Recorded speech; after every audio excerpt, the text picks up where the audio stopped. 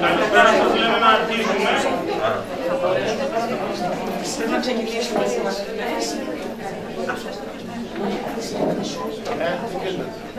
Σας παρακαλώ μόνο να απενεργοποιήσετε τα κινητά σας για τον λόγο ότι στο δρόμενο το οποίο θα γίνει συμμετάχουν παιδιά και μουσική που χρειάζονται να συγκεντρωθούν, χρειάζονται έμπνευση. Οπότε κάθε θόρυβος θα τους έβγαζε από τις σκέψεις τους, από τη συγκέντρωσή τους. Οπότε καλό είναι να απενεργοποιήσουμε τα κινητά. Αν θέλετε μόνο, προσπαθήστε να μην έχουμε πόδια μέσα πέρα της κόκκινης γραμμής που βρέχεται στο πάτωμα για να διευκολύνουμε τον δρόμενο το οποίο θα γίνει.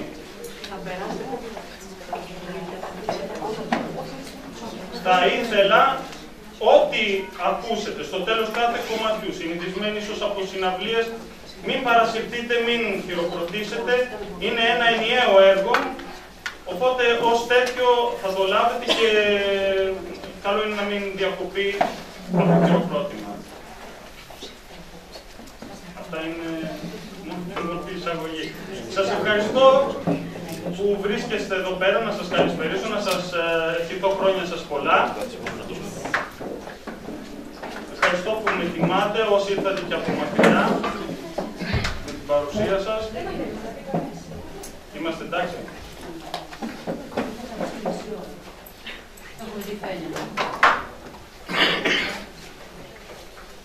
Βλέπετε σκεπασμένους τους πίνακες μόνο και μόνο γιατί θα έπρεπε να δημιουργηθεί το μυστήριο της αποκάλυψης, μιας αποκάλυψης η οποία θα εμφανιστεί μπροστά μας διαδοχικά όπως τα βήματα, τα στάδια στα οποία κινήθηκε ο Δάντης κατεβαίνοντας στον κάτω κόσμο. Οπότε, το άνοιγμα από τα 8 πρώτα έργα που θα δείτε θα είναι σαν ένας προβολέας μόνο και μόνο για να στιγματίσουμε και να δείξουμε την πορεία που είχε ο ποιητής που ακολούθησε μαζί με τον Βυργίλιο. Σε αυτό μου το ταξίδι επέλεξα να χρησιμοποιήσω κάποια υλικά λίγο διαφορετικά από ό,τι είμαστε συνηθισμένοι να βλέπουμε σε εκθέσεις ζωγραφικής. Επέλεξα να χρησιμοποιήσω την ακουαρέλα και τη συνική μελάνη ως πιο ελαφρά υλικά και πιο ευαίσθητα υλικά. Αυτό προσδίδει στο ζωγραφικό έργο τη δυνατότητα, όταν το δουλεύεις απάνω σε υγρό χαρτί, να μην έχει κάποια φόρμα προκαθορισμένη και να αφήνει το νερό και το χρώμα να διαχέεται πάνω στο χαρτί. Οπότε έχει μια δυσκολία στο να συγκρατήσεις το χρώμα εκεί που το θέλεις, αλλά παράλληλα δίνει και το εφέ που θα μπορούσε κάποιος να πει της αποσύνθεσης του ανθρώπινου σώματος όσο κατεβαίνει στον κάτω κόσμο και της εξαήλωσης όσο ανεβαίνει προς τον παράδεισο.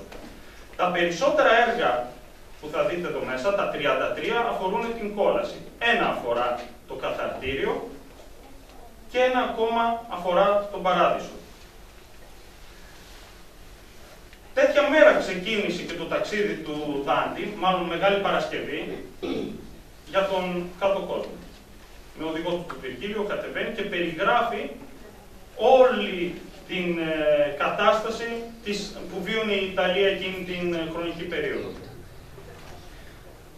Όλο αυτό που έκανα έρχεται σαν συνέχεια της δεύτερης έκθεσης.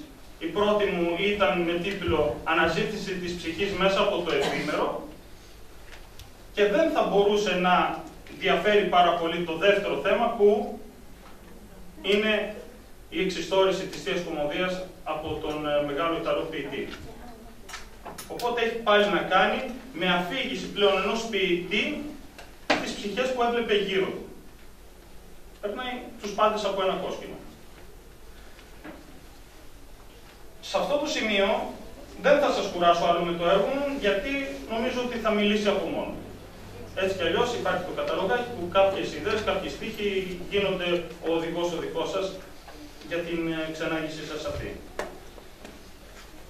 Αισθάνομαι όμως ευλογημένος, θέλω να σας πω, γιατί αυτές τις δύσκολες εποχές υπάρχουν άνθρωποι γύρω μας οι οποίοι στηρίζουν την τέχνη, στηρίζουν τον πολιτισμό. Και εγώ, στο πρόσωπο της Χριστίνας της Βενέτη και της οικογένειάς της, βρήκα έναν αρρωγό της τέχνης. Αμέσως με υποδέχτηκε και όχι μόνο αυτό, αλλά δέχτηκε και όλες τις παράλογες απαιτήσεις που μπορεί, όπως φαντάζεστε, να έχει ένας καλλιτέχνης, όπως το να κατέβει το πιάνο από τον τρίτο όροφο, τέταρτο, και ό,τι μπορεί πράγματα. Και μετά βρίσκω μια οικογένεια η οποία με στηρίζει στην Κρατίτσα. Δεν είμαι κρατιτσιώτης, είμαι από τον Βόλο, είμαι ερωτικός μετανάστης στην πόλη σας, αλλά πραγματικά με αγκάλιασαν πρώτα κάποιες επιχειρήσεις που κάποια όνειρα που είχα, κάποιες ιδέες, κάποια σχέδια, προσχέδια, μένανε μόνο στα χαρτιά. Και έτσι, με τη βοήθειά τους, είναι η χορηγή μου, μπόρεσα και τα επικοινωνώ αυτή τη στιγμή μαζί σας. Αυτοί οι επιχειρηματίες είναι, θα τους αναφέρω με τη σειρά, είναι ο Θωμάς ο Ζάκος με το βιβλίο χαρτοπολείο Ζάκος, είναι το Μπιστρό Άρνη, είναι η εκτυπωτική της Καρδίτσας και το δημιουργικό εργαστήριο του Νίκο του Κουτούλα, το Θαυματρόπιο. Τώρα, μέσα εδώ πέρα θα βιώσετε την οικογένειά μου.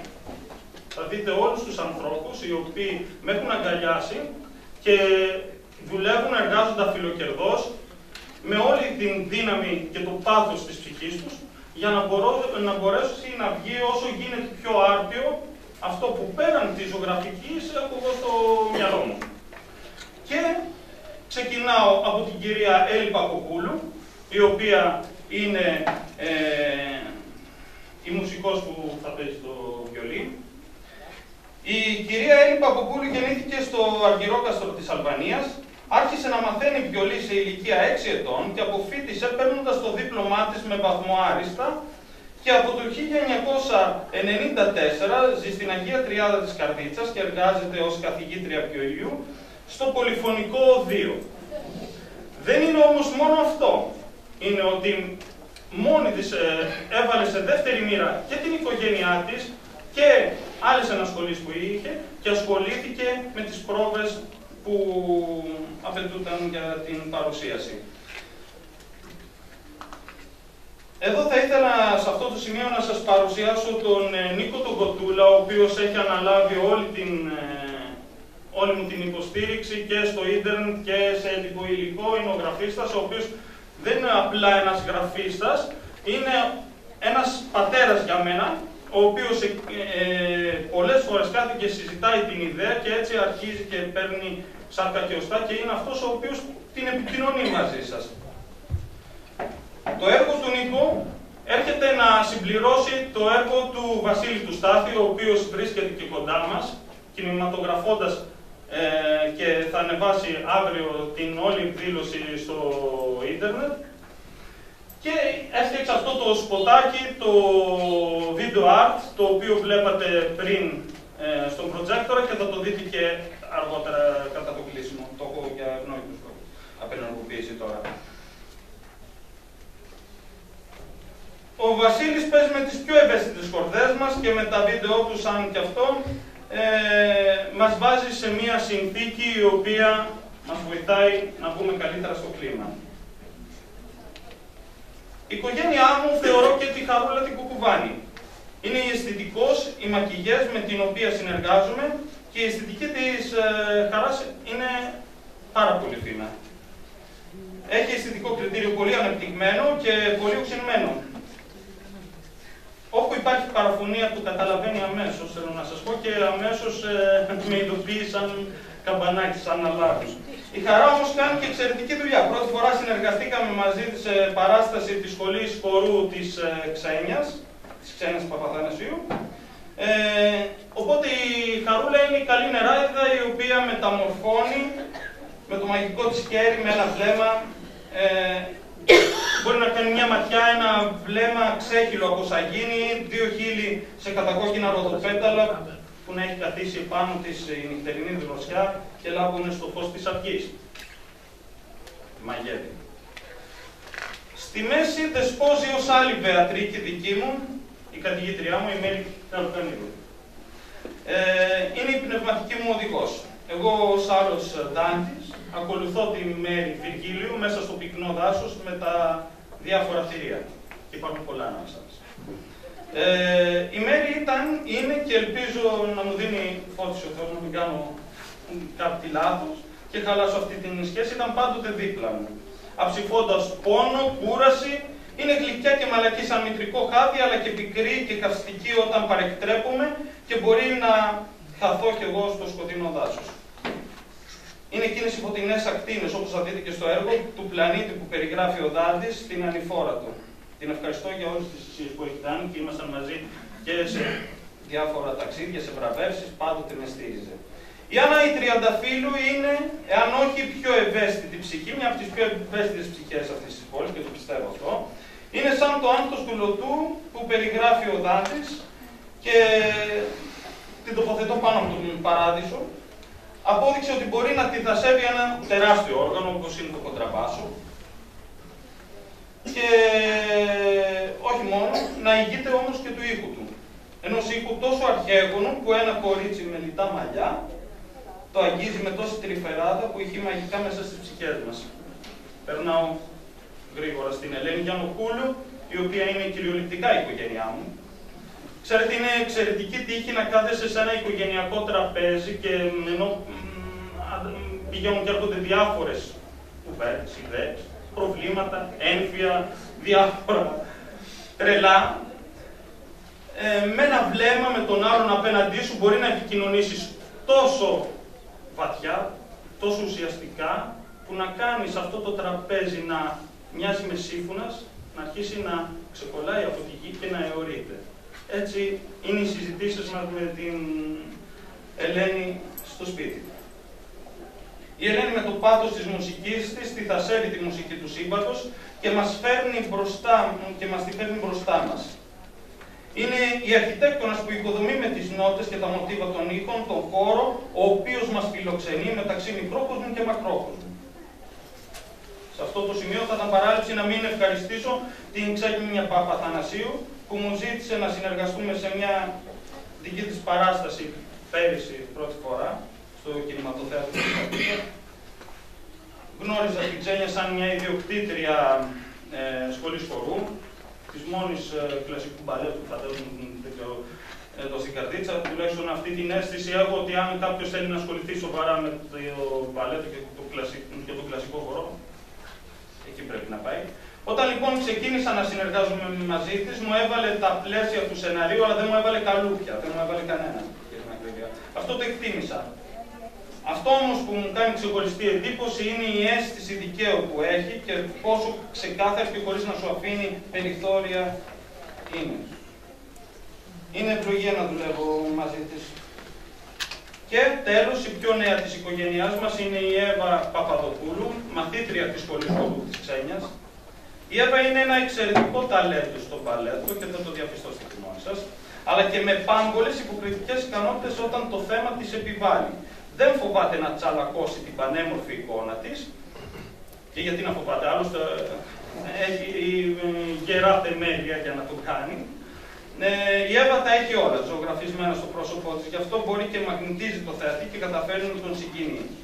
Βρίσκεται σε απόλυτη αρμονία, σωματική και ψυχική, με την καθηγήτριά της και το διαπίστωσε εδώ. Γιατί όπως κινούταν η Ξένια, κινούταν σαν άβαταρ και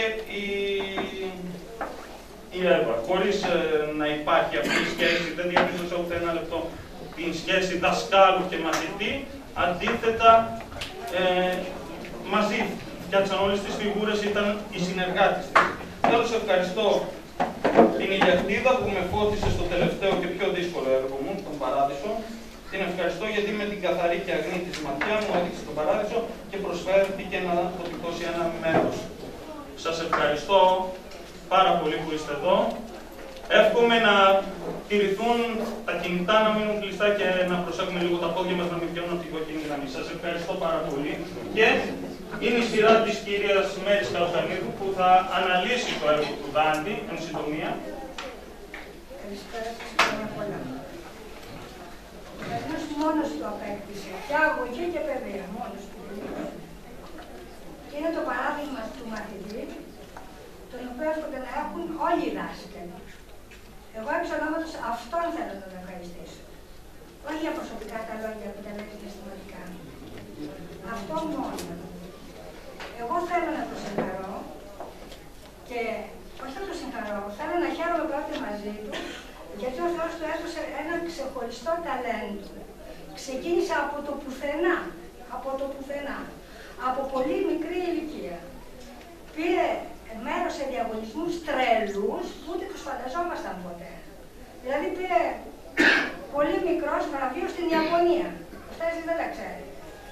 Βραβεύτηκε στην Ευρώπη σε πανευρωπαϊκό διαγωνισμό στο Πολεμικό Μουσείο Αθηνών. Και εγώ πήγαινα μαζί του τότε, χωρίς να έχω και ιδέα, καμία, όπως και δεν έχω καμία.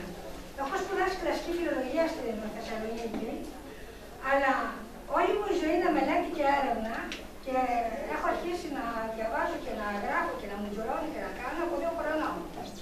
Είμαι 78 και κοντεύω να φτάσω στα 100 και τώρα ακριβώς δουλεύω στις βιβλιοθήκες και κάνω έρευνες χωρίς να πληρώνω ποτέ και πουθενά. Αυτό είναι όμως μεγάλη ευχαρίστηση. Λοιπόν, ο Κωνσταντίνος δεν ξέρει πολύ καλά ακόμα τι δυνατότητες έχει.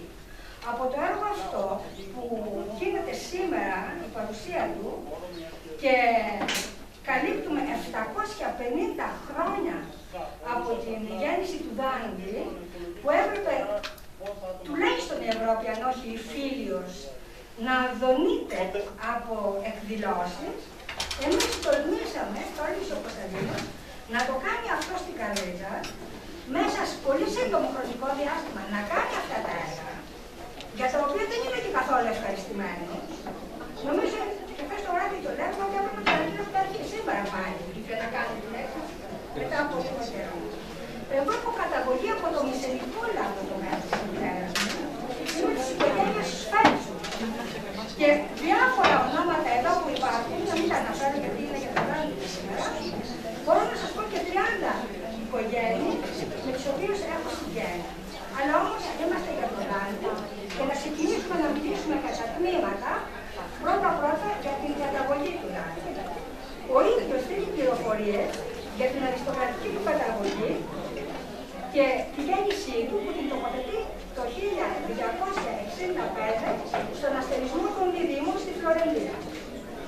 Μέσα από τα έργα του, Θεία Κομμωδία, έχουμε τις πληροφορίες αυτές. Ο Δάντης ήταν τρισέγγονος του Κατσαγκουίδα, που γεννήθηκε στη Φλωρεντία στα τέλη του 11ου αιώνα και σκοτώθηκε το 1147 κατά τη σταυροφορία του Κωνσταντίνου του Τρίτου.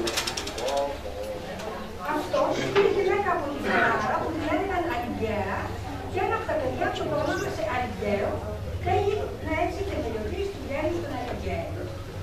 Ο ίδιος όμως ο Δάντης ανάγει την καταγωγή του στην εποχή της μυθικής Ρώμης. Ανήκε στην αστική αριστοκρατία, αλλά είχαν μικρή περιουσία στα προάστια της Φλωρεντίας. Ο παππούς του ήταν δανειστής. Το ίδιο και ο πατέρας του Δάντη, ο Αλιγκέρο την Πελτιώνη τη Αλιγκέρη. Ο Δάντης σπάνια αναφέρει τους στενούς συγγενείς του, πιθανόν γιατί δεν ήταν ευχαριστημένος από το επάγγελμά του. Ο βιογράφος του Δάντη, ο Βοκάκιος, το βίο του Δάντου, αφηγείται ότι η μητέρα του Χριστού πριν τον γεννήσει είδε ένα παράξενο όνειρο. Ενώ καθόταν κάτω από μια μεγάλη δαφνιά, μέσα σε καραπράσινο κάμπο, πλάι σε μια κρυστάλλινη βρύση, γέννησε ένα παιδί που τρεφόμενο στα φύλλα της δάφνης και το νερό της βρύσης, γρήγορα μεγάλωσε και έγινε βοσκός. Ενώ ο βοσκός αυτός γύρισε να κόψει φύλλα από τη δαφνιά που τον έφτιαξε, ξαφνικά έπεσε κάτω. Όταν σηκώθηκε, δεν ήταν άνθρωπος, είχε γίνει παγόνι.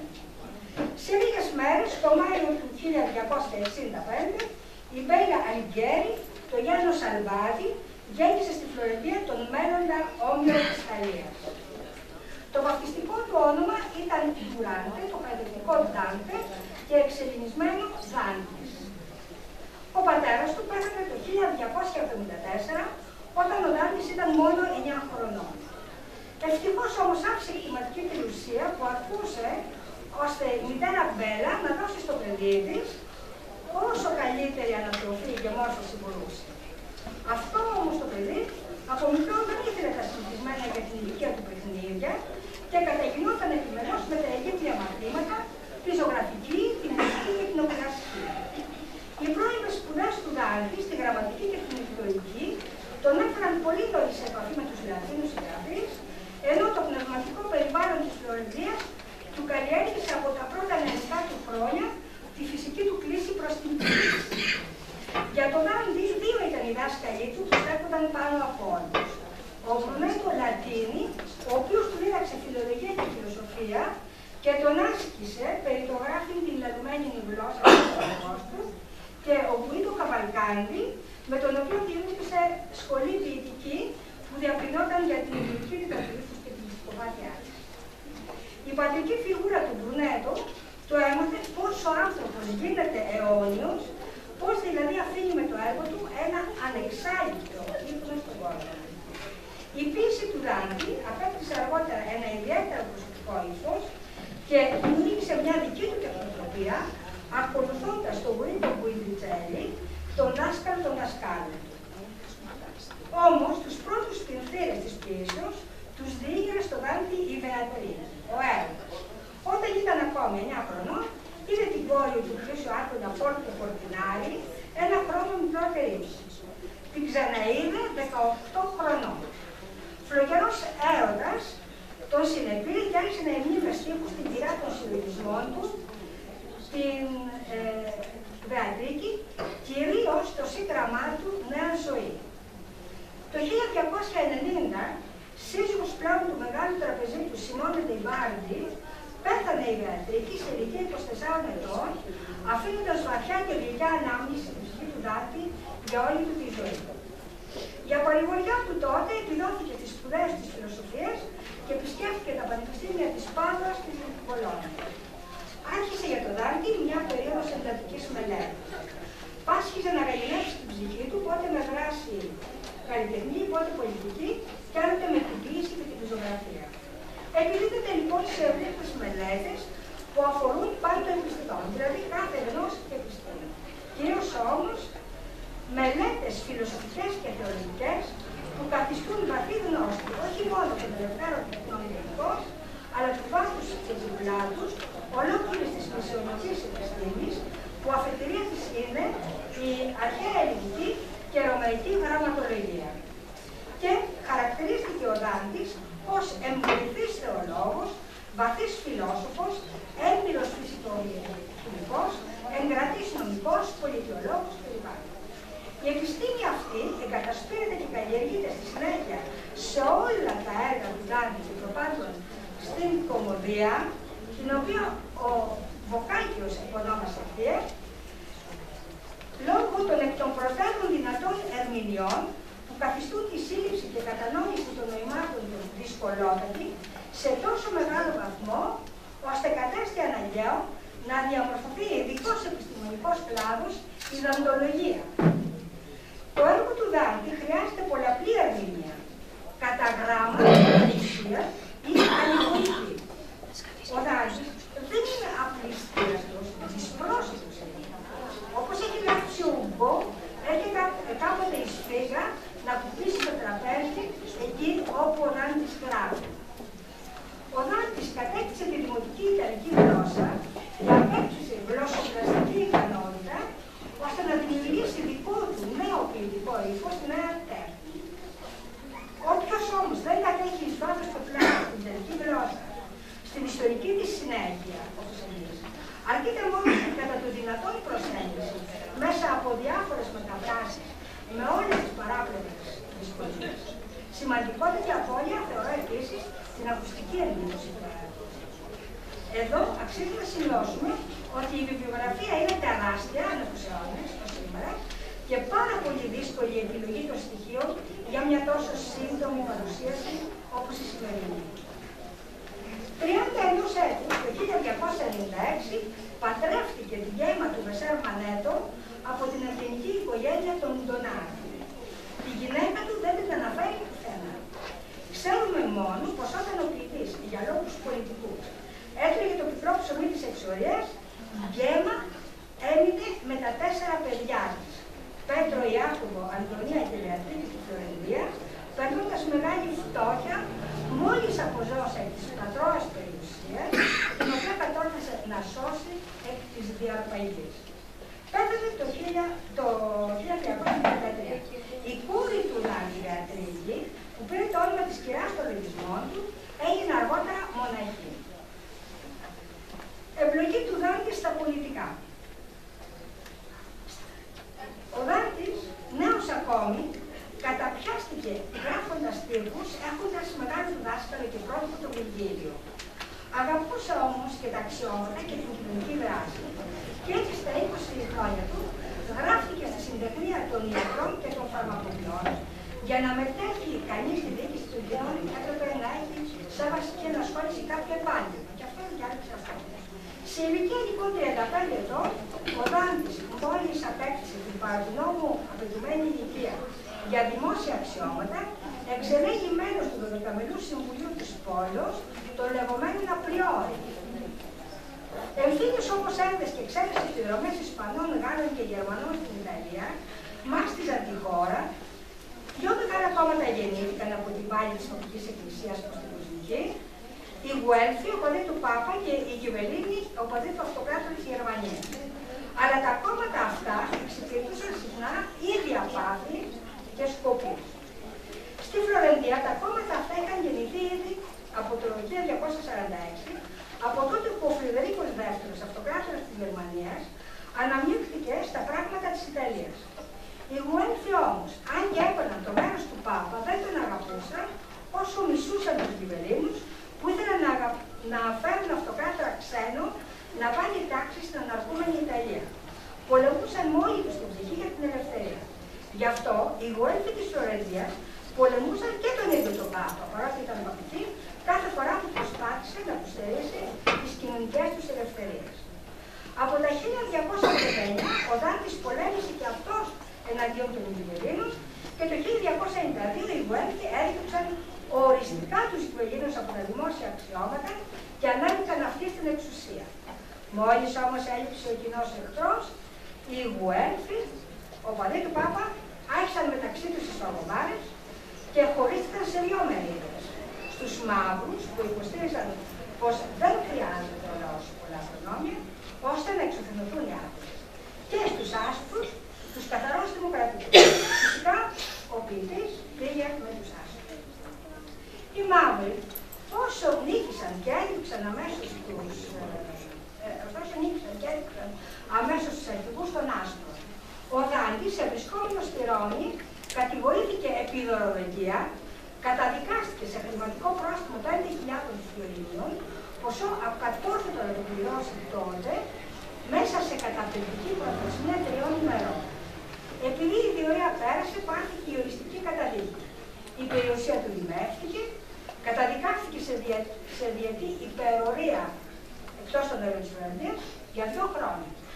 Το κυριότερο όμως ήταν να καεί ο Αλιγιέρη όπου και αν συλλαμβανόταν ζωντανό. Το επόμενο έτος 1303 εξωστραγίστηκε εις αηφιλίαν, μόνιμη δηλαδή εξορία, μετά και με απειλή φοβερή. Αν ήθελε πατήσει την πατρόα γη, να καεί ζωντανός. Και παίρνει το δρόμο της εξορίας. Φτωχός και απελπισμένος και έρημος, σέρνει τα βήματά του στη φοβερή εξορία, πλανόμενος από πόλη σε πόλη, πουλώντας ποτάνια και γιατρικά για να κερδίσει τη ζωή του, ζητώντας καταφυγή σαν παράσιτος στις μικρές ηγεμονικές αυλές, γιατί δεν μπορούσε να συνεννοηθεί ούτε και με τους συνεξόριστους Γουέλφους του, τους άτιμους, ακάλυπτους, ξεμπνελισμένους, όπως γράφει ο ίδιος, που βαλούσε μαζί του σε σάκου τα χειρόγραφά του. Έγραφε στίχους, καθώς λέει ο βιογράφος του Βοκάκης, αψηφώντας την κάψα, το κρύο, την αγρύπνια και την πείνα.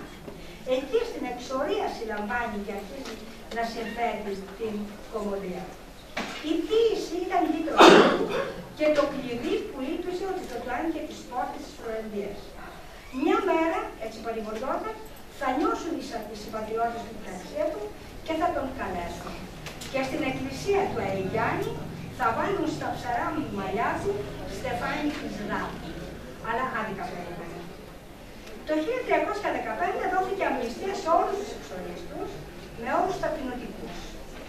Να πληρώσει έκαστος ένα χρηματικό πρόστιμο και να ζητήσει συγχώρηση πρώτου θυσιαστηρίου της Εκκλησίας του Αγίου Ιωάννου. Ο υπερήφανος Δάντης απέκρουσε αυτό τον ταπεινωτικό τρόπο υπανόδου. Αυτή είναι η έντυπος ανάπτυξη του Δάντη του Αργιέη στην πατρίδα με τα 15 σχεδόν εξορία. Αν είναι αδέλφου να εισέλθω ενάντια στην Φλωρεντία, ουδέποτε θα εισέλθω. Και τι τάχα, δεν δίναμε από παντού να θεωρώ τον ήλιο και τα στέλια.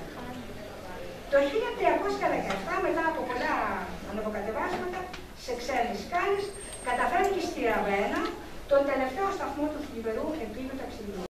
Εκεί τον καλοδέχηκε στην αυλή του με μεγάλες τιμές ο άρχοντας της Ραβένας, Γουίδο Νοβέλια Ταπολέντα, και του πρόσφερε κάθε μέσο για να αφιερωθεί σε επιστημονικές μελέτες και στο έργο. Ο Δάντης, μέσα σε 4 χρόνια σχεδόν, έγραψε τα τελευταία άσματα του Παραδείσου και εξέδωσε την οριστική μορφή σε ολόκληρη την αληθινά θεία του κομμωδία. Εκεί, ο πολυβασανισμένος εξόριστος ποιητής αρρώστησε και πέθανε στις 14 Σεπτεμβρίου του 1321, μόλις είχε κλείσει τα 56 του χρόνια. Θαύτηκε με γημονιές τιμές στον Άγιο Πέτρο των Φραγκισκανών σε μια αυγή περίκληση από δάφνες που συμβολίζουν και την όνια δόξα του και τα προφητικά δαφνοκούπια που έκοφταν στην ποδιά της μητέρας του μεγάλου ποιητού και μας παραδίδονται στο συμβολικό όνειρό της που ζωντανεύει σαν να ποίημά του η μάνα του Δάντε και ο δικός μας, ο Άγγελος Σικελιανός. Χαρακτηριστικά του Δάντε εξωτερικά του σώματος και εσωτερικά της ψυχής. Ένα πνεύμα ασυνήθιστο που μπορούσε να δει το ανίδωτο. Ήταν κλεισμένο σε ένα μάλλον συνηθισμένο σώμα. Κυρτός, αδύναμος, με τρίο αναστήματος, καθώς τον περιγράφουν με πρόσωπο μεγαχρινό. Φλογοκαμένο από την κόλαση όπου κατέβηκε, όπως έλεγαν οι κυράτσες και τα γραΐδια της γειτονιάς όπου περνούσαν. Συντροπό και μελαγχολικό, με μύτη αετήσια και μάτια μεγάλα φωτεινά. Τα μάγουλά του ήταν κύλα και το κάθε χέρος προεξήγησε. Δεν περνούσε παρατήρητα. Εκτός από τη μεγάλη και την εποχή του πνευματική άσκηση και την αγάπη του για τις άλλες τέχνες, τη μουσική και τη ζωγραφική, ασκήθηκε στα όπλα και την εθνικασία και πήρε μέρος σε μάχες. Πολέμησε στη μάχη του Καμπαλωτήρου του 1989 στην παράδοση του κάστρου της Καπρός. Τα εσωτερικά της ψυχής του. Την ψυχή του Δάντη τη βρίσκουμε στα έργα. Τόσο ευαίσθητη και γενναία, ώστε από τον ύψιστο βαθμό της τρυφερότητας κατεβαίνει μέχρι τη σατανική οργή, χωρίς όμως να ξεπερνάει τα όρια της δικαιοσύνης και της αλήθειας. Δεν διστάζει να αντιστέκεται στον Πάπα, στους βασιλείς, στους ηγεμόνες, να στιγματίζει λαούς ενόχους, να τους παραδίδει στην περιφρόνηση των αιώνων, αδιαφορώντας και το φυσικό του συμφέρον. Ένα μόνο τον ενδιαφέρει πώς να επιζήσει το έργο του στις μένουσες γενιές. Ο Δάντης είχε συλλάβει και επιδίωκε 2 μεγάλες ιδέες. Την κατάργηση της κοσμικής εξουσίας του Πάπα και την ένωση της πολιτικώς κατακαιρματισμένης και από ευθύδες ένδειες βασιλευμένης Ιταλίας κάτω από ένα κύκλο μοναρχίας. Οι αρχές αυτές πραγματοποιήθηκαν στο τέλος του 19ου αιώνα, ο οποίος τιμά και θαυμάζει το Δάντη. Έργα εκτός από τη Θεία Κομμωδία είναι η νέα ζωή όπου αφηγείται ποιητικά και αλληγορικά με τρόπο ρομαντικό το βαθύ του έρωτα για τη Βεατρίκη θρηνώντας το θάνατό. Η Βεατρίκη είναι ίσως ένα σύμβολο πρόκειται ενός ιδανικού. Γι' αυτό οι σχολαστικοί ερευνητές κατόπιν είπαν ότι μπορεί να είναι ακόμη και η θεολογία της φαντασίας του πρόσωπου. Ίσως να είχαν περισσότερο δίκιο οι σχολιαστές του Δάντη που το υποστηρίζουν αυτό. Ιταλικά επίσης, δηλαδή στη δημόσια γλώσσα του λέω, έγραψε το συμπόσιο «Πραγματεία φιλοσοφική και ποίηση», καθώς και τις ρήμες, άσματα όπου το ερωτικό συναίσθημα αποκτά χρειά θρησκευτικής ευλάβειας. Στα λατινικά έγραψε ο Δάντης περί ευγλωτίας της δημοτικής γλώσσας. Δυο βιβλία. Ένα για τα γλωσσικά προβλήματα του καιρού του και άλλο περί ποιητικής τέχνης που αποτελεί και το αρχαιότερο εγχειρίδιο του Δάντης. Στα λατινικά επίσης έγραψε περί μοναρχίας, όπου αναπτύσσονται οι πολιτικές του ιδέες και όπου εκθέτει τις απόψεις του για τη σχέση Πάπα και Αυτοκράτη. Έγραψε επίσης επιστολές και εκλογές σε φίλους του, με συμβουλές και εκμυστρεύσεις. Ίσως και ένα έργο με τίτλο «Έρευνα περί γης και ύδατος», η πατρότητα του οποίου όμως αμφισβητείται.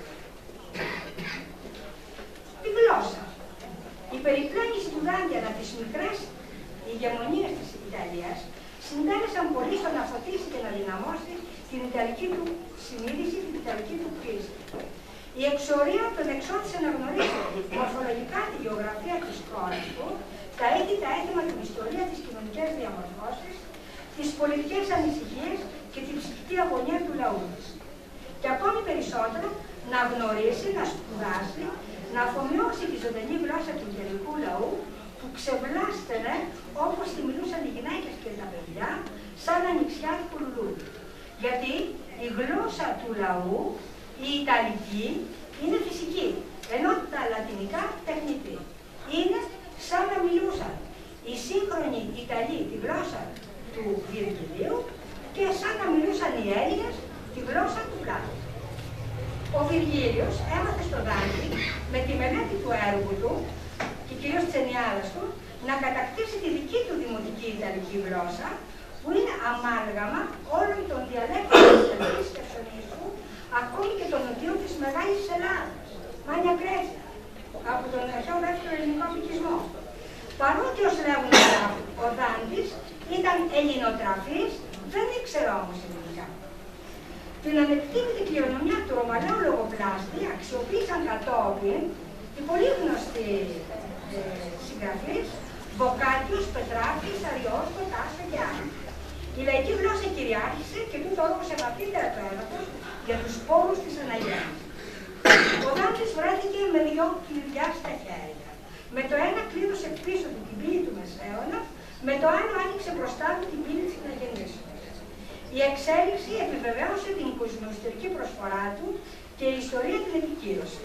Είναι αναγνωρισμένος σαν τον μεγαλύτερο καθολικό με μικρό κάπα, δηλαδή συνολικό οικουμενικό πνεύμα του Μεσαίωνα, και σαν ο μακρινός θεόφωνος προφήτης της αναγέννησης. Αδέλφωσε παρελθόν, παρόν και μέλλον και έγινε σύμβολο του ανθρωπίνου γένους. Οδήγησε στον επάνω κόσμο τον άνθρωπο από την κόλαση του Μεσαίωνα στο καθαρτήρι της αναγέννησης και του ξανάδωσε την ελπίδα να ξανακερδίσει κάποτε τον απολυσθέντα παράδοσο. Ο Δάντης χαρακτηρίστηκε ως Ιαννοπρόσωπος από το όνομα του Θεού Ιαννού, ποιητής και εμφανίστηκε ως ενσάρκωση και του Μεσαίωνα και της αναγέννησης. Αποτελεί όμως καθ' ολοκληρία χριστιανικό διδακτικό έπος της διακομωδία. Η αυθεντικότερη βιογραφική του ποιητή είναι η κομμωδία, γιατί σε αυτή ο ποιητής πολύ συχνά αυτοβιογραφείται. Υπάρχουν αυθεντικά περιστατικά της ζωής του, όπου φαίνονται όλα τα πάθη, μίση, αντιπλίες, κακίες, αλλά και οι ιερευτές. Το υψηλό του φρόνημα, η φιλοσοφία, η περηφάνεια, η αξιοπρέπειά του. Ο Δάντης άρχισε να δουλεύει τη Θεία Κομμωδία γύρω στα 1300. Επειδή ήταν προπάντων ποιητής, κατάλαβε πως μόνο με την ποίηση θα μπορούσε να εκφράσει το όνειρό του για μια πνευματική και πολιτιστική αναγέννηση της ανθρωπότητας. Και ανάγκη της Θείας Κομμωδίας. Η ιδέα ενός φανταστικού ταξιδιού στον Άδη και τον Παράδεισο συναντάθηκε στην αρχαιότητα με τον Όμηρο και τον Βιργίλιο, αλλά και στην εποχή του Δάντη με τους ιδιούς οραματισμούς φανατικών χριστιανών, αγίων, ασχητών, εκκλησιαστικών πατέρων, ιεροκηρύκων, για να τρομάξουν οι πιστοί από τα μαρτύρια της κόλασης και να αναφερούν τον Παράδεισο. Ο Δάντης όμως έδωσε υψηλή ποιητική μορφή και πανανθρώπινο νόημα στους άμορφους αυτούς οραματισμούς. Το έργο του είναι μεταξύ αληθινό στην κόλαση, στο καταρτήριο στο Παράδεισο, σύμφωνα με το δόγμα της Καθολικής Εκκλησίας. Σε ηλικία 35 ετών, το βράδυ της Μεγάλης Παρασκευής του 1300, ο ποιητής έχει χαθεί μέσα σε ένα σκοτεινό δάσος. Αφού περνάει μια νύχτα γεμάτη αγωνία, αρχίζει να κατευθύνεται προς ένα λόφο που φωτίζεται από τον ήλιο, αλλά τρία άγρια θηρία, μια λεοπάρδαλη, σύμβολο της λαγωνίας του χρόνου, που πολιτικά υποδηλώνει τη Φλωρεντία, που ήταν χωρισμένη στα κόμματα των μαύρων και των άσπρων, ένα λιοντάρι, σύμβολο της αλαζονίας και της βίας, που υποδηλώνει το βασιλικό οίκο της Γαλλίας, και μια λίκαινα, σύμβολο της Φιλανδρίας, που υποδηλώνει την παπική εκκλησία, που κλείνουν τον δρόμο και τον αναγκάζουν να ξαναγυρίσει πίσω. Εκεί εμφανίζεται μπροστά του ο Βυργίλιος, ο οποίος έχει σταλεί από την Παρθένα Μαρία, την Αγία Λυκία και την Γαλλική, σαν μέσα από βαθιά στροφή βλαμμένα, για να παρηγορήσει και να ενθαρρύνει τον Δάντη και του υπόσχεται να του δείξει τον δρόμο στο σωστό και να σωστό. Στο πρώτο μέρος του φανταστικού ταξιδιού του, ο Ντάντε με οδηγό το δάσκαλό του, τον ποιητή Βυργίλιο, βυθίζεται μέσα στη γη και κατεβαίνει στην πόλη, στον Άρη. Ο Άδης μοιάζει με αναποδογυρισμένο κόνο, με το πλατή στόμιό του να βρίσκεται στο βόρειο ημισφαίριο, κάτω από την Ιερουσαλήμ. Έχει 9 κύκλους διαβαθμισμένους, ανάλογα με τη σοβαρότητα της αμαρτίας των κολλασμένων. Όσο πιο βαριά η αμαρτία, τόσο χαμηλά τιμωρείται ο αμαρτωλός, μέχρι το κατώτατο σημείο, την κορυφή του κόνου, στο κέντρο της γης, όπου βρίσκονται ο σπόρος, ο γκρεμισμένος άγγελος. Μέσα στα μισά του δρόμου της ζωής μας, σε δάσος βρέθηκα σκοτεινιασμένα, γιατί είχα το σωστό δρόμο χαμένο. Κοιτώ ψηλά και βλέπω στις πλαγιές του λουσμένες στις ακτίνες του πλανήτη, που πάντα στο σωστό μας φέρνει δρόμο. Και εγώ, ποιητή του λέω, σε εξορκίζω σε αυτόν τον ύψιστο που δεν τον ξέρεις, αυτό το πάθος και χειρότερα άλλα, για να γλιτώσω οδήγησέ με, όπου είπε στη θύρα πως θα δω του Άγιου Πέτρου. Και τις ψυχές που λες θλιμμένες τόσο. Ξεκίνησε και ακολουθώ κοντά του.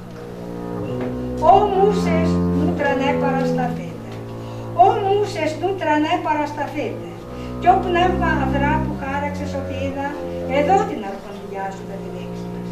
Κυρός μου εσύ, οδηγός και δάσκαλός μου, του λέω. Ξεκίνησα και αμέσως μπήκα στο φοβερό και δασωμένο δρόμο. Ο Άδης μοιάζει με αναποδογυρισμένο κόμμα, με το πλατή στόμιό του να βρίσκεται στο βόρειο ημισφαίριο κάτω από την Ιερουσαλήμ.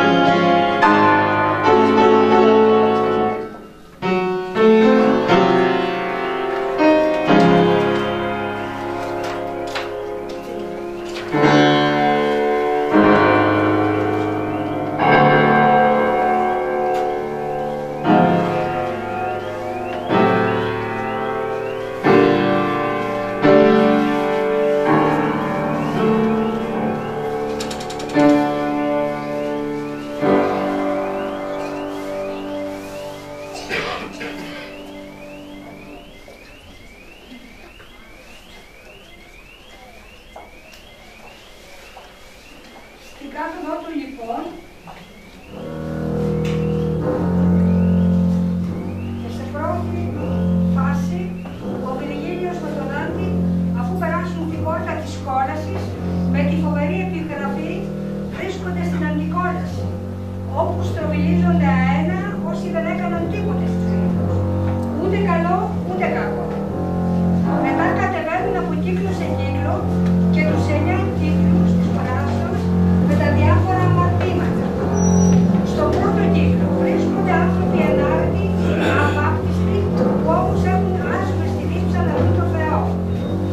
Στον δεύτερο, η αγώνες και έρευνα της καταφθόνιας βίαιος. Στον τρίτο, η λέμανη, τους δέρνει η βροχή, το βρώμικο νερό, το χαλάζει το χιόνι. Στον τέταρτο, οι φυλάρχοι και οι άσωποι κινούν βράχους βρίζοντας ο ένας τον άλλο. Στον πέμπτο, οι αψήφοι είναι μεθυσμένοι μέσα στα λασπόμενα της στιγμής. Στον έκτο, οι αιρετικοί είναι θαμμένοι με περιπολικούς τάφους. Στον έβδομο, αυτοί που κρυμάτισαν απέναντι στο πλησίο είναι μεθυσμένοι στο ζεματιστό κύριο. Αυτοί που κρυμάτισαν απέναντι στον εαυτό τους. Οι αυτόχειρες, αυτοί που αυτοκτονούν, μετατρέπονται σε παράξενα δέντρα και οι σπάταλοι που κατασπαράσσονται από σκυλιά. Αυτοί που κρυμάτισαν απέναντι στον Θεό. Οι βλάσφοι που καίγονται κάτω από βροχή φωτιά. Αυτοί που κρυμάτισαν απέναντι στη φύση. Οι σοδομίτες με σεξουαλικές παρεκκλήσεις αναγκάζονται να τρέχουν κάτω από πύρινη βροχή. Αυτοί που κρυμάτισαν απέναντι στην τέχνη. Οι σφετεριστές είναι καθισμένοι κάτω από πύρινη βροχή. Στον 8ο κύκλο, οι ξενογιαστές γυναικών μαστιγώνονται από διαβόλους. Οι κόλακες είναι μεθυσμένοι μέσα σε περιτώματα. Οι συμμονιακοί, αυτοί που έναντι κυρίως χρηματικού ή άλλου ανταλλάγματος παίρνουν εκκλησιαστικά αξιώματα. Είναι χωμένοι μέσα σε τρύπες ανοιγμένες σε βράχο με το κεφάλι κάτω και το κεφάλι ψηλά. Μάγοι και μάνες είναι καταδικασμένοι να βαδίζουν ανάστροφα με το πρόσωπο γυρισμένο πίσω. Οι τοκοβολοί μέσα σε ζεματιστή πίστα με φρουρούς διαβόλους οπλισμένους μεγάλους. Οι υποκριτές φορούν κάπες με επιφυσωμένο μόλυβο. Οι ιερόσοι, οι κλέφτες του δημοσίου, οι κλέφτες των ιδιωτών, με δακοματιές φιδιών. Αυτοί που συμβούλεψαν δόλου, λίγονται τις φλόρες. Αυτοί που σπέρνουν διχόνια και σπίρουν. Κομματιάζονται από σπαθιές του διαβόλου. Οι κυβδηλοποιοί είναι καταπαγωμένοι από λέπρα και ψώρα. Οι έμεχοι πλαστοπροσωπείας, μανιακοί ρίχνουν το ένα στον άλλο. Οι ψευδολόγοι, οι παραχαράκες, κατατρώγονται από υψηλό πυρετό μαζί και οι δύο. Στον ένατο κύκλο απλώνεται μπροστά στα μάτια τους μια παγωμένη λίμνη όπου κολλάζονται οι προδότες. Από το όνομα του Καϊνού, του Αδάμ και της Εύας ονομάζεται Καΐνα. Εκεί κολλάζονται όσοι πρόδωσαν συγγενείς, όσοι πρόδωσαν πατρίδα, όσοι πρόδωσαν φίλους, όσοι πρόδωσαν τους ευεργέτες. Τέλος, στην κορφή του ανεστραμμένου κόσμου, στο βυθό του Άδη, στο κέντρο της γης, βλέπουν ένα γίγαντα τεράστιο ασάλευτο, είναι ο Εωσφόρος με 2 στόματα και 6 χέρια. Είναι το τέλος του ταξιδιού στον Άδη. Από με παν στη λυπημένη χώρα. Από με παν προς τον αιώνιο χώρο. Από με παν στον κουρασμένο κόσμο. Το πλάστη μου έχει εμπνεύσει τη δικαιοσύνη. Δύναμη θεϊκή με έχει φτιαγμένη. Υπέρτατη σοφία και αγάπη πρόσβη. Πριν από μένα άλλα πλάσματα δεν ήταν. Παρά τα αιώνια θα κρατήσω. Αφήστε κάθε ελπίδα όσοι περνάνε. Τα λόγια ετούτα αγνάντευσα γραμμένα με σκούρο χρώμα στη Ευρώπη.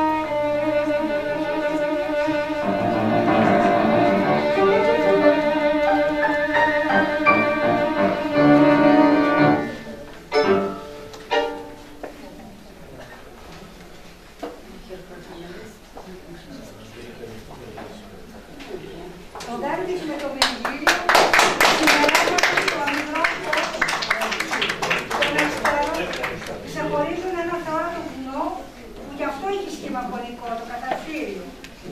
Μπροστά στέκει γέρος φρουρός σε βάσιμος της Ρώμης άρχοντας ο Κάτωνας, που δείχνει στους δύο ποιητές τον αντιφωνικό δρόμο του εξαρτήσμου.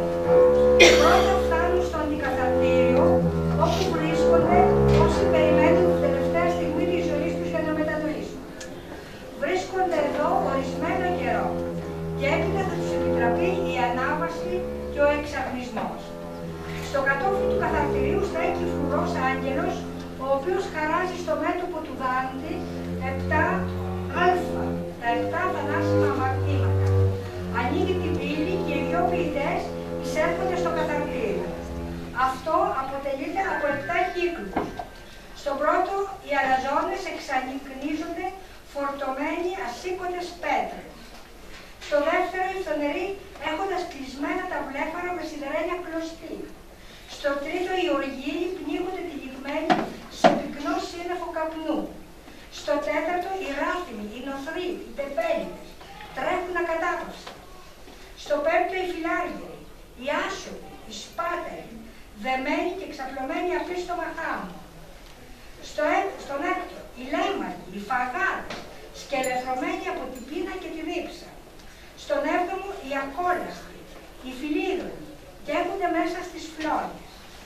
Σε κάθε κύκλο, ο φύλακας άγγελος του Κυρίου σβήνει και από ένα άλφα στο μέτωπο του Δάντη και αυτός πιο ελαφρύς κάθε φορά ανεβαίνει το αντιφωνικό βουνό του εξαγνισμού και της μεταμέρειας του καθαρού. Ψηλά η κορφή, δεν έφτανε η ματιά και η βουνοπλαγιά πιο όρθια αναπτύσσει. Με γύρους 4 που πάει στο κέντρο, αποσταμένες άρχισαν να δέω. Γύρνα και λάγει και εμβαθέρα. Αν λίγο δεν σταματήσεις, θα μείνω μόνος.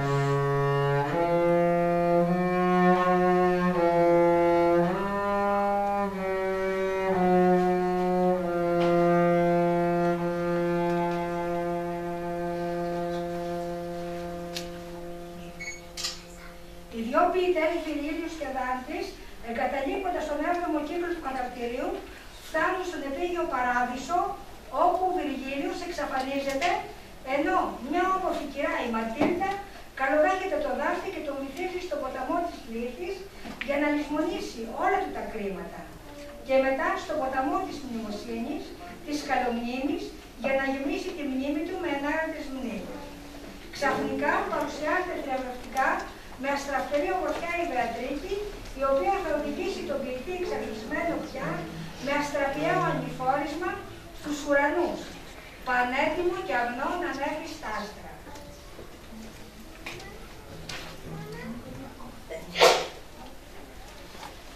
Ολόκληρο το ταξίδι, σύμφωνα με τους πιθανότερους υπολογισμούς των σχολιαστών, διαρκεί 7 μέρες. Μια νύχτα και μια μέρα στην κόλαση. Μια μέρα και μια νύχτα για να περάσει ο ποιητής στο καταρτήριο. Και περισσότερο από μια μέρα στον επίγειο παράδεισο. Όλο τον άλλο καιρό το ταξίδι αναφέρεται στο παράδεισο. Στο δρομολόγιο φαίνεται καθαρά η διάρκεια του έτους μέσα από τη διάθεση των 3 ημερών του κόλαση κατά το παράδεισο.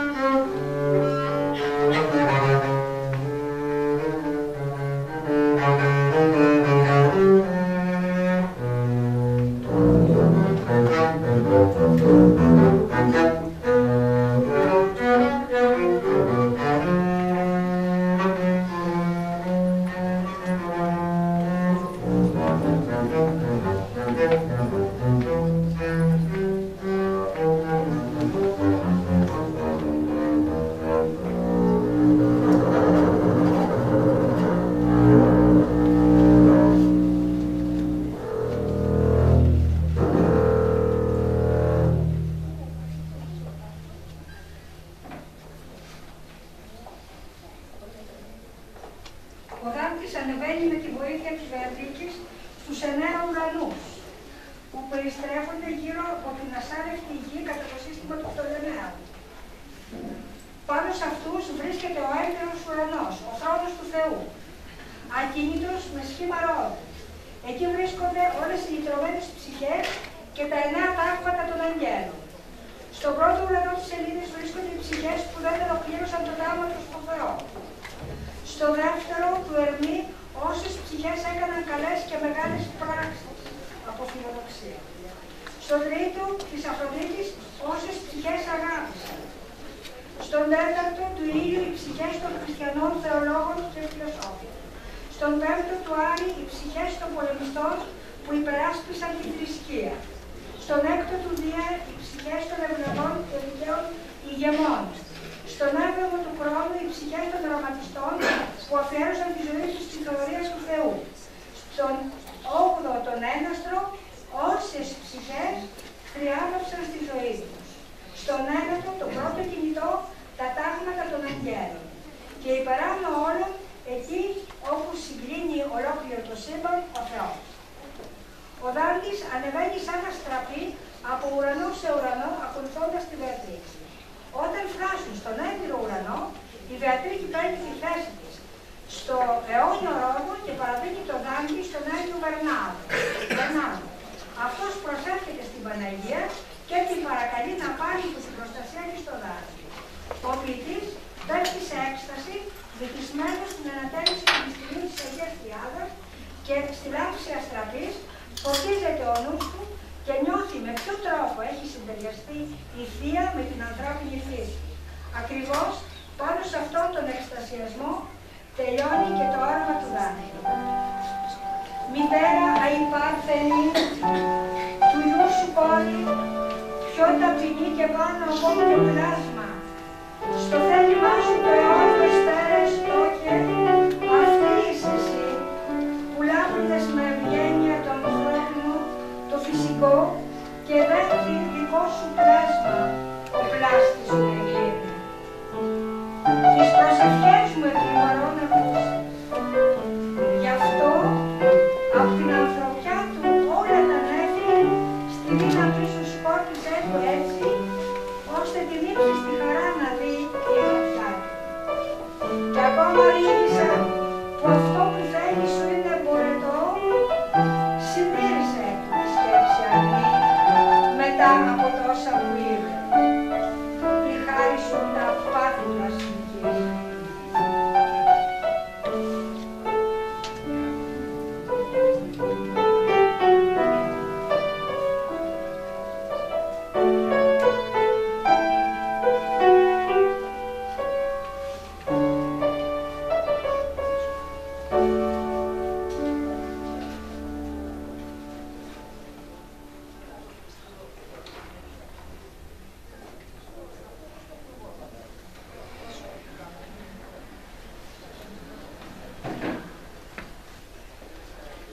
Ευχαριστώ πάρα πολύ για την υπομονή σας.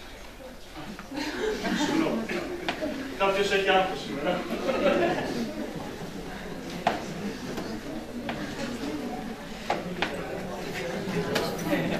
Να του βοηθάει η οικογένεια.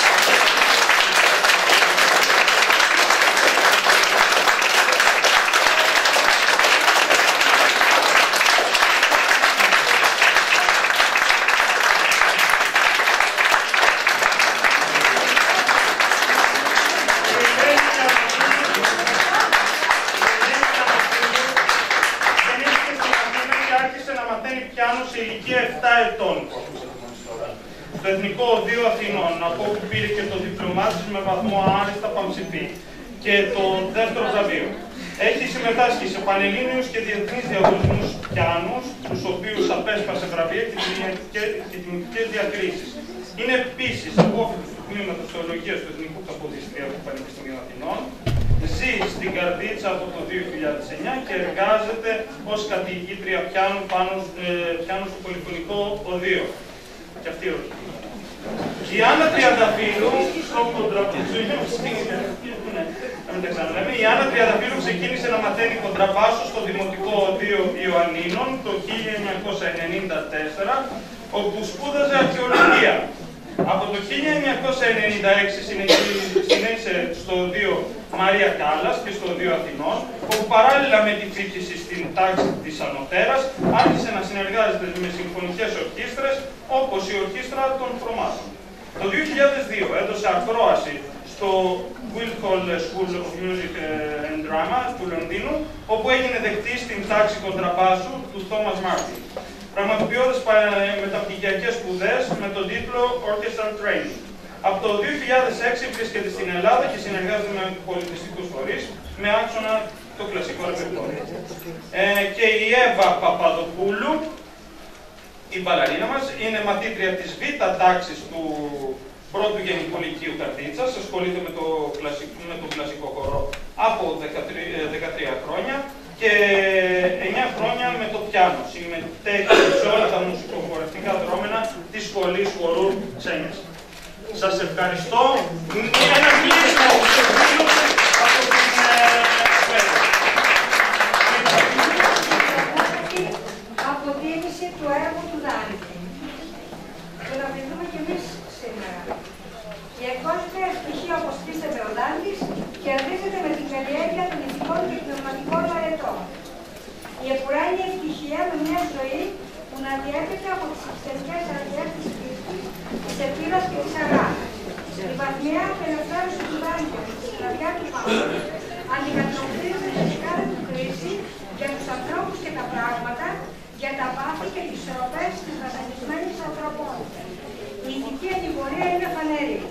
Ο ποιητής ακολουθεί μια συνεχή αναλυτική πορεία από το σκοτεινό δάσος της ακαλλιέργητης ζωής, χωρίς λογική και ήθος, μέχρι την κατάκτηση του θείου που έρχεται ως επιβράβευση της ηθικής του πρατενής. Η ποιητική εμπειρία της Θείας Κομμωδίας είναι η αλληγορική αφήγηση της ιστορίας της ψυχής του Δάντη, το ταξίδι της προς το Θεό. Αποτελεί εξαίρετο παράδειγμα για κάθε αναγνώστη της Θείας Κομμωδίας και τον βοηθάει να ξαναβρει το σωστό δρόμο της ηθικής ζωής που οδηγεί στην τελειότητα. Ο στόχος του Δάντη ήταν να μπορεί ο αναγνώστης να βρει στη Θεία Κομμωδία, όπως σε μια μεγάλη θρησκευτική αλληγορία, ένα ηθικό δίδαγμα και ένα καλό παράδειγμα που θα τον κάνει να σοχαστεί για τα κακά της τραγικής κατάστασης της αποχής του, με κλεισμένη, και που ταυτόχρονα θα του υποδείχνει λύση. Δηλαδή, η αυτοκρατορία ως μοναδικό μέσο ανακαίνησης και θεραπείας της ανθρώπινης φιλαργυρίας και η ανάγκη επιστροφής της Εκκλησίας στην αγνότητα και την ευαγγελική παινία αποτελεί την πολιτική αλληγορία του έθνους. Καταληκτικά, μπορεί να πει κανείς ότι σκοπός της Θείας Κομμωδίας είναι να πάρει αυτούς που ζουν σε αυτόν τον κόσμο μέσα στη δυστυχία και να τους οδηγήσει στην ευτυχία οποτεδήποτε και οπουδήποτε, αρκεί αυτοί να θέλουν να προχωρήσουν με την ίδια αποφασιστικότητα προς τον ίδιο πνευματικό στόχο. Σας ευχαριστούμε πολύ.